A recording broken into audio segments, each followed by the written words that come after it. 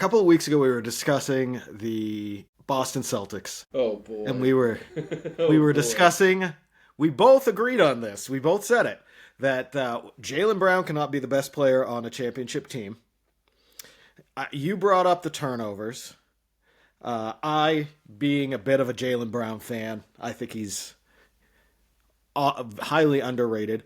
But even I said, I'm going to expect more turnovers because His usage his is up. usage is up. But the turnovers are down. He's seventh in the league in scoring. He's efficient. His numbers and everything have gone up.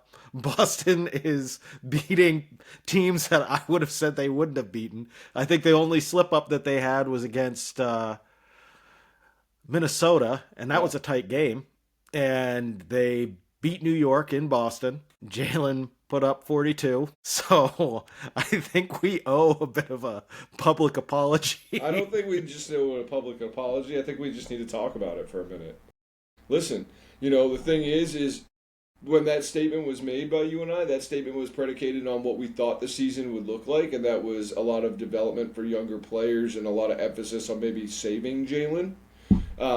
Turns out that's not the case. They want to win games, and they're going to go out and they're going to try to win them every night. And here's the thing, man. I genuinely think after looking at the landscape in the East, we will probably end if we stay what we're doing right now, a fourth or fifth seed in the East this year. I don't think that we're a championship caliber team, so to speak, as we stand on our roster right now. I think there's one thing that could shore that up, even without Tatum being in the lineup, and that's getting the right big. I tell you, I struggle with the Celtics because of Joe Mazzulla, if I'm being quite honest with you. No, because Jalen's great.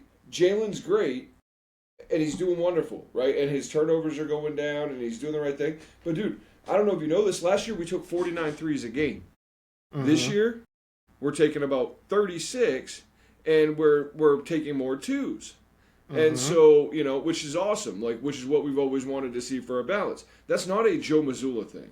That is a necessity of the offense thing. We were shooting so poor to start the season. No, dude, literally, when we started the season, we were shooting the same averages. And now we're uh, down, and now we've reduced it because we couldn't hit them. We were shooting as many threes, and mhm. we were in last place in the league for making them. And so So we're kind of and it's because Tatum's not on the court. I get that. It's because Tatum's not on the court. He draws the double teams.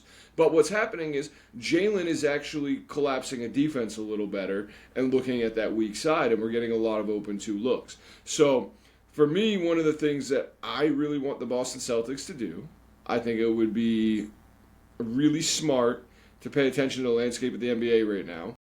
The mhm. landscape is the Clippers are going to get blown up. Nobody wants to play for them. They're so disgruntled. Ty Lue's going to get fired. Chris Paul, what they did to him was dirty. They're going to be they're in for a few year run of just a mess. Okay, so I would imagine they're getting blown up. The Bucks are going to get blown up. Man, I would love to see us land either like a Bobby Portis, a Brooke Lopez, or heck, Pipe Man's dream, Zubac. Zubac for Sam Hauser would be incredible on this Boston Celtics team. It would round everything out for what we need. It would put Kata where he needs to be, and I think we could go deep.